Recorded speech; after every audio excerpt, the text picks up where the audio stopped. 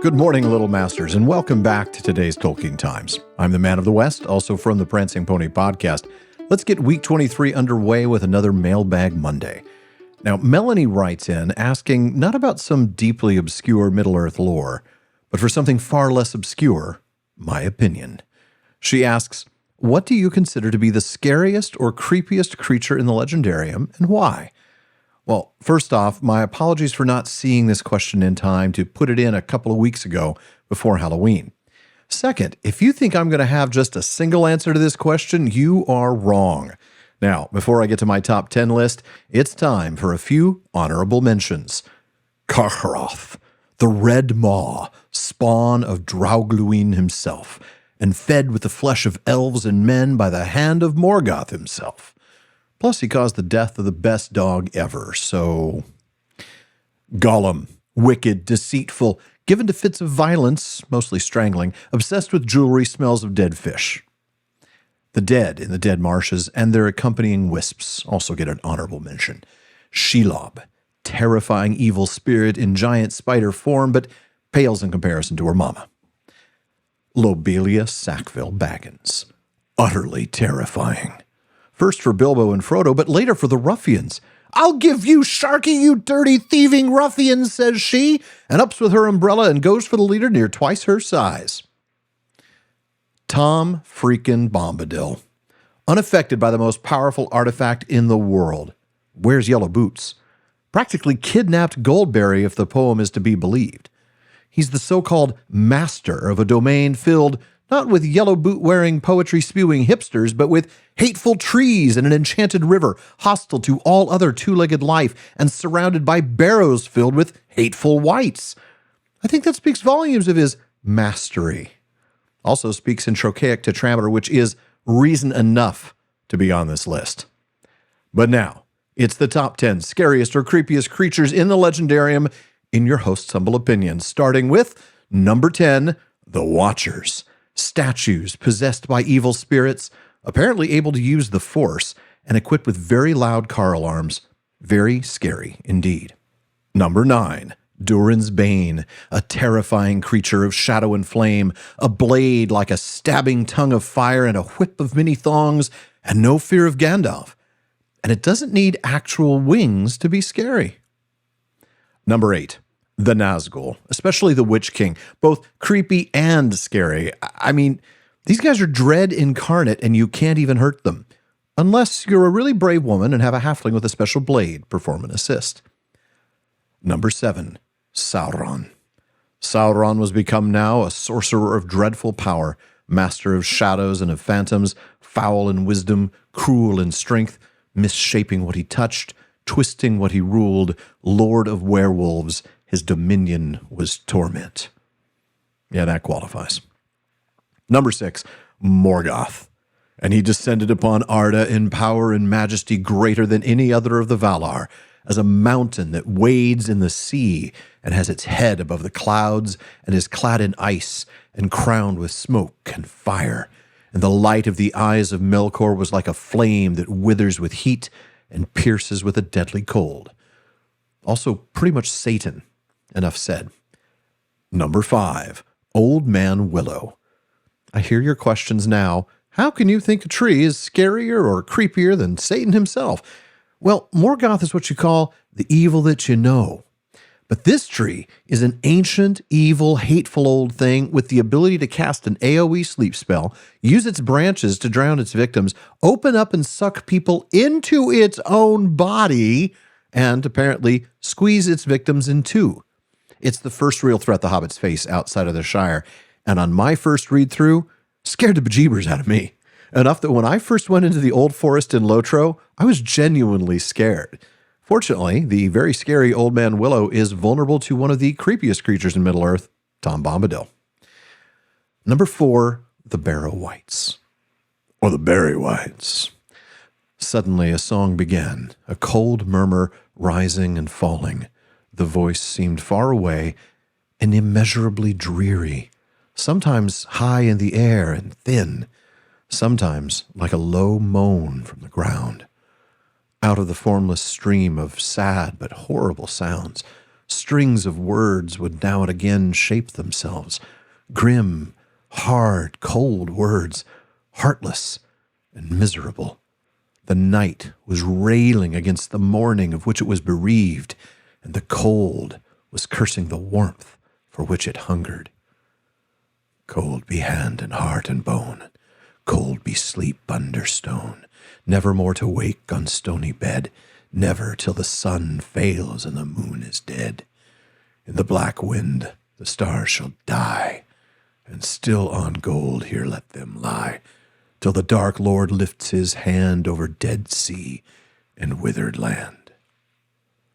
Yeah, Tolkien could write some creepy stuff. Speaking of creepy, number 3, Glaurung. Not so much scary. I mean, yeah, he's scary. He is the father of dragons. But he's creepy for his conniving manipulation. Spoiler alerts for this one. If you've never read The Children of Húrin, you might want to skip forward a couple of minutes. So after the sack of Nargothrond, Glaurung makes his way out just in time to meet Turin.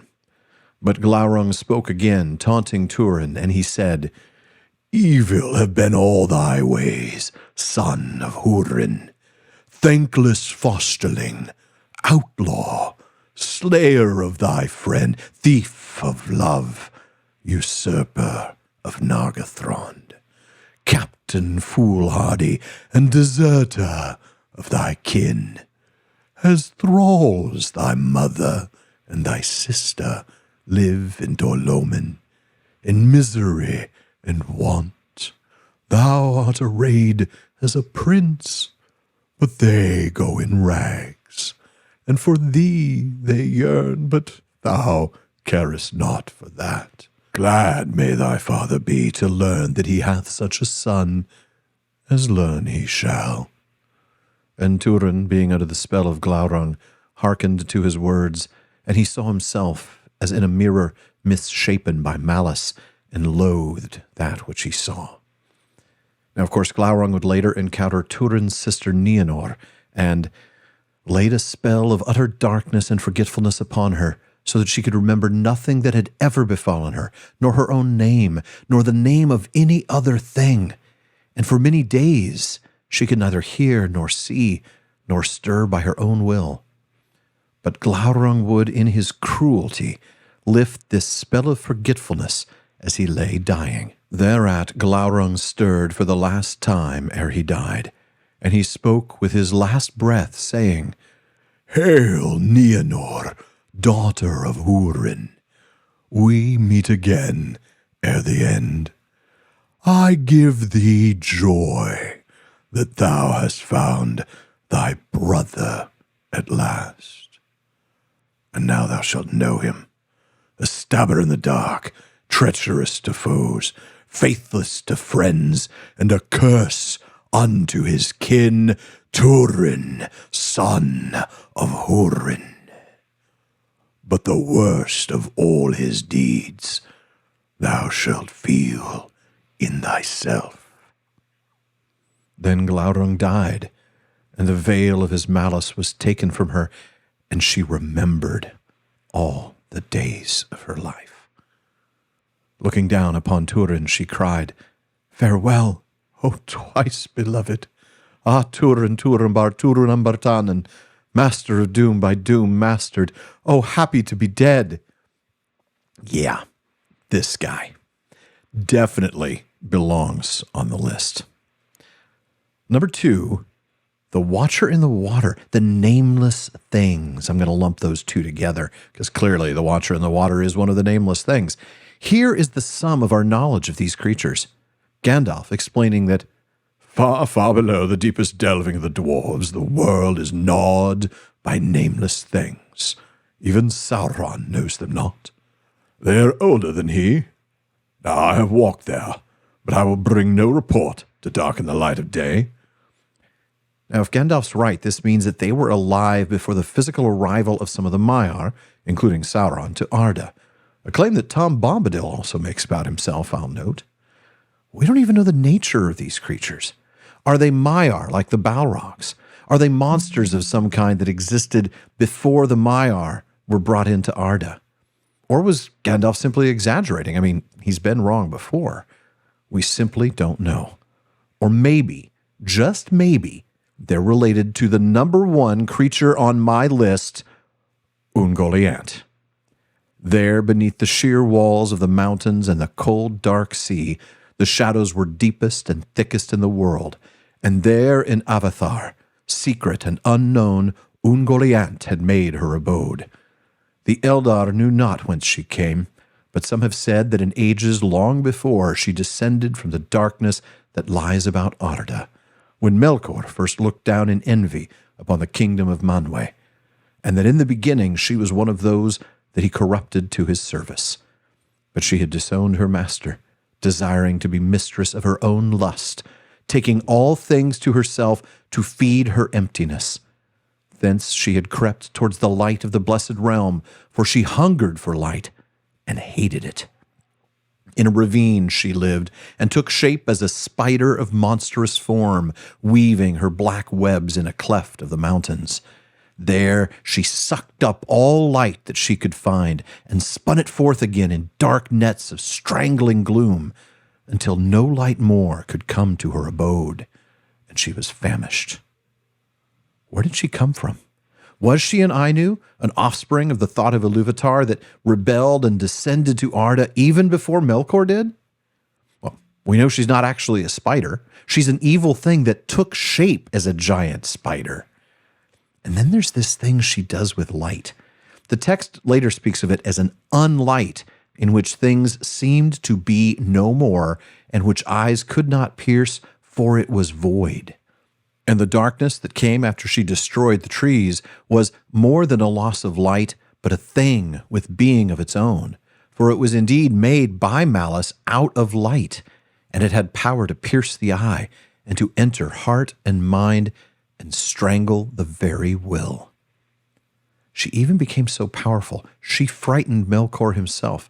His cry brought multiple Balrogs to his rescue, causing her to flee to what would later be called Nan Dungortheb, the Valley of Dreadful Death. And that is why Ungoliant is number one on the scariest and creepiest creatures in Middle-earth.